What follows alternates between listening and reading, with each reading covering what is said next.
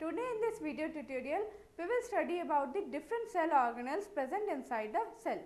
So, in the previous video, we have completed the cell organelles that are endoplasmic reticulum, Golgi bodies and lysosomes. Today we will continue the chapter, that is, first we will study about the mitochondria. So, mitochondria are membrane bound cell organelles which releases energy in the form of ATP when required by the cell. तो mitochondria का मतलब क्या हुआ कि ये भी membrane bound cell organelle है, मतलब इसमें भी एक मेम्ब्रेन बाउंड है, इसके चारों साइड में एक मेम्ब्रेन कवर्ड है which releases energy in the form of ATP. तो ये माइटोकॉन्ड्रिया का काम क्या है कि ये एटीपी मतलब एनर्जी जो है उसको वो रिलीज करेगा इन the form of ATP. ATP का फुल फॉर्म है एडिनोसिन ट्राइफॉस्फेट. ये एटीपी जो है ये एक एनर्जी करेंसी है, एक करेंसी के जैसे ये यूज़ होता है. बहुत सारा एनर्जी प्रेजेंट रहता है लेकिन ATP is the simplest form और इसी को हम लोग बोलते हैं एनर्जी करेंसी. तो ये एटीपी के फॉर्म में ही रिलीज होता है when required by the cell. तो जब सेल को एनर्जी ज़रूरी पड़ेगा तो वो in the form of ATP release होगा बाय द माइटोकॉन्ड्रिया. माइटोकॉन्ड्रिया का स्ट्रक्चर में एक आउटर मेम्ब्रेन है. इनर मेम्ब्रेन जो है वो बहुत सारा फोल्ड्स में प्रेजेंट रहता है. क्यों फोल्ड्स में प्रेजेंट रहता है? क्योंकि वो अंदर का जो सरफेस एरिया है उसको इंक्रीज कर देगा.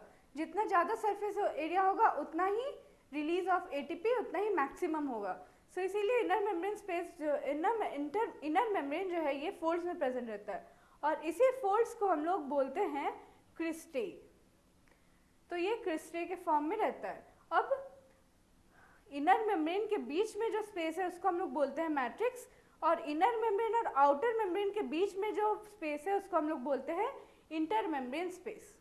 सो बेसिकली एटीपी जो है यहाँ पे आके स्टोर हो जाता है इन दी मैट्रिक्स और फिर जब रिलीज होना होता है तो ये मैट्रिक्स से इंटर मेम्ब्रेन स्पेस में आके कलेक्ट हो जाता है. तो इसी से एटीपी जो है वो जनरेट होता है और वो सेल को जैसे रिक्वायर्ड है उस हिसाब से वो प्रोवाइड करता है एनर्जी. सो ये है माइटोकॉन्ड्रिया का structure. They are also called as power house of the cell. Power house क्यों बोल रहे हैं? क्योंकि एनर्जी दे रहा है. यही मेन एनर्जी जो है, मेन ऑर्गेनल जो है वो एनर्जी प्रोवाइड करता है, इसलिए इसको हम लोग बोलते हैं power house of the cell. Mitochondria को बोलते हैं.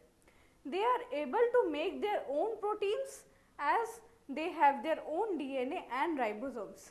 सो प्रोटीन्स जो बनता है वो बनता है किससे? डीएनए से बनता है प्रोटीन्स और डीएनए से प्रोटीन्स बनने के लिए राइबोसोम्स का मेन रोल रहता है जो कि डीएनए से प्रोटीन्स को कन्वर्ट करने में हेल्प करता है. सो ये माइटोकॉन्ड्रिया के पास अपना ही डीएनए और अपना ही राइबोसोम्स प्रेजेंट है. तो ये डीएनए को राइबोसोम्स जो है डीएनए को ब्रेक डाउन कन्वर्ट कर देता है इन दी प्रोटीन्स में. तो लगभग 70% के आसपास प्रोटीन्स जो है वो माइटोकॉन्ड्रिया खुद बनाता है, लेकिन बाकी जितना परसेंट प्रोटीन्स है उसको न्यूक्लियस से ज़रूरी पड़ता है क्योंकि न्यूक्लियस जो है वो मेन पार्ट है जहाँ पे डीएनए प्रेजेंट रहता है in the form of chromosomes. So ये था mitochondria. The next cell organelle that is plastids. So plastids are double membrane bound cell organelles which are found in the cells of plants and algae.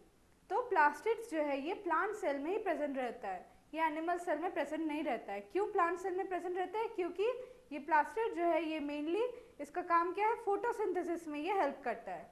सो ये है plastid का एक diagram. इसमें भी एक outer membrane है और एक इनर मेम्ब्रेन है. आउटर मेम्ब्रेन और इनर मेम्ब्रेन के अंदर जो स्पेस है उसको हम लोग बोलते हैं इंटर मेम्ब्रेन स्पेस और इनर मेम्ब्रेन के अंदर जो स्पेस है उसको हम लोग बोलते हैं स्ट्रोमा. तो ये स्ट्रोमा जो है ये इसका स्पेस है. अब स्ट्रोमा में क्या प्रेजेंट रहता है? ऐसे स्टैक्स में प्रेजेंट रहता है, इसको हम लोग बोलते हैं थैलाकॉइड. थैलाकॉइड मेम्ब्रेन जो है ये एक के ऊपर एक स्टैक में प्रेजेंट रहता है और सारा थैलाकॉइड्स जो है एक दूसरे से कनेक्टेड है थ्रू दी लैमेले. इसका नाम है लैमेले, स्ट्रोमा लैमेले भी बोलते हैं. सो ये इंटरकनेक्टेड है सारे के साथ थैलाकॉइड मेम्ब्रेन और ये जितना भी स्टैक्स में एक साथ प्रेजेंट रहता है इसको हम लोग बोलते हैं ग्रैनम. ठीक है, तो ये है ग्रैनम जिसमें कि एक एक को हम लोग बोल रहे हैं थैलाकॉइड, और ये एक साथ में अटैच है थ्रू दी लैमेले, और ये है स्ट्रोमा। तो अब फोटोसिंथेसिस जो हो रहा है यहाँ पे, नेक्स्ट पॉइंट देख लेते हैं। Plastids are responsible for photosynthesis, storage of food such as starch. तो क्या हो रहा है, फोटोसिंथेसिस हो रहा है। फोटोसिंथेसिस में क्या होता है, ग्लूकोज फॉर्म होता है जो कि एक कार्बोहाइड्रेट है। तो ये कार्बोहाइड्रेट जो है वो in the form of food है। तो फूड प्लांट्स में इन द फॉर्म ऑफ फूड जो स्टोर्ड फूड प्रेजेंट रहता है उसको हम लोग बोलते हैं स्टार्च। तो ये स्टार्च जो है ये स्टोर फूड है। तो फोटोसिंथेसिस में क्या हो रहा है कि सनलाइट फॉल कर रहा है इन दी थैलाकॉइड मेम्ब्रेन, सबसे ऊपर वाला जो थैलाकॉइड मेम्ब्रेन है उसमें सनलाइट फॉल हो रहा है, और फिर वो पास हो रहा है to the other thylakoid membrane, और इसी से क्या हो रहा है कि फूड जो है वो फॉर्म हो रहा है, कार्बोहाइड्रेट्स या फूड जो है वो फॉर्म हो रहा है। और ये फूड जो फॉर्म हो रहा है उसके बाद ये ट्रांसफ़र हो जाता है इन दी स्टोमा में। स्टोमा जो एक डार्क कलर अपीयरेंस है इसका, यहाँ पे फूड जो है in the form of starch जो है वो स्टोर होता है। सो इसीलिए यहाँ लिखा है plastids are responsible for photosynthesis. Photosynthesis हो रहा है इन दी थैलाकॉइड, और storage of food such as starch. तो स्टोर कहाँ हो रहा है food, in the stoma, stoma में ये फूड स्टोर हो रहा है। So plastids are responsible for photosynthesis and storage of food. There are 3 types of pigment present in plastids. 3 type of pigment होता है। सबसे पहला है क्लोरोप्लास्ट, दूसरा है क्रोमोप्लास्ट, और तीसरा होता है ल्यूकोप्लास्ट। ये 3 टाइप का पिगमेंट्स प्रेजेंट होता है। पिगमेंट क्यों बोल रहे हैं, क्योंकि ये तीनों का कलर डिफरेंट है। सबसे पहले जो क्लोरोप्लास्ट है इसमें ये जो है ये ग्रीन कलर का ग्रीन पिगमेंट देता है, जिसमें क्लोरोफिल प्रेजेंट रहता है जो कि फोटोसिंथेसिस करने में हेल्प कर रहा है। सो ये प्लास्टिड जो है ये ग्रीन कलर का है, मतलब इसमें क्लोरोप्लास्ट प्रेजेंट है।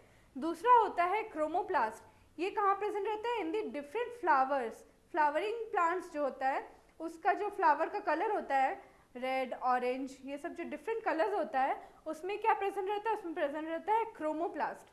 सो ये फ्लावर्स में मेनली प्रेजेंट रहता है। और तीसरा है ल्यूकोप्लास्ट। ल्यूकोप्लास्ट में इसका कलरलेस है, इसका कोई कलर नहीं है।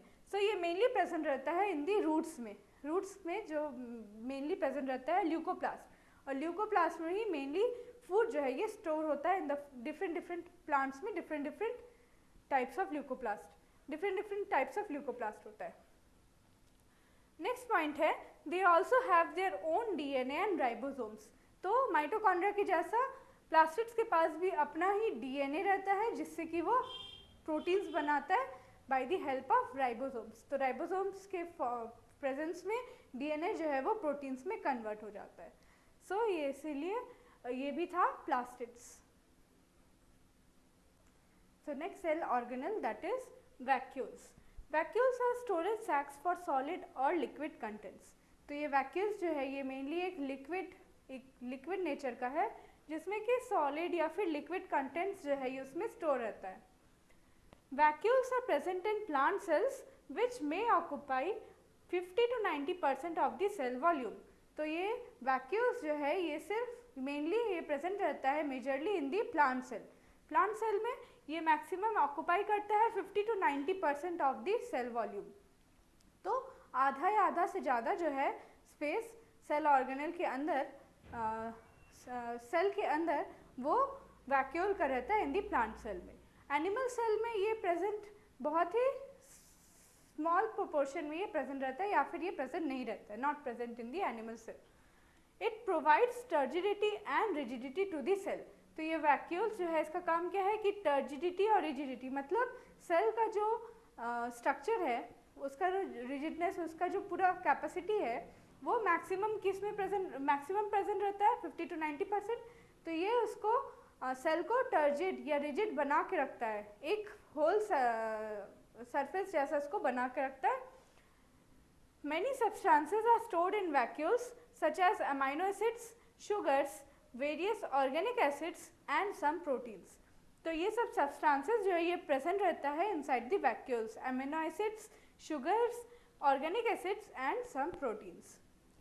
It also used in expelling excess water and some waste from the cell. तो इसका काम क्या है कि excess water जितना भी plants के अंदर प्लांट्स एक्सेस वाटर अगर एब्जॉर्ब कर लेगा तो ये वैक्यूल्स के थ्रू ये बाहर निकलता है और सम वेस्ट जो है वो भी वैक्यूल्स के थ्रू ही वेस्ट जो है वो बाहर निकलता है। सो ये था vacuoles. So that's all for today. Thank you students. Please like, share and subscribe the channel. Thank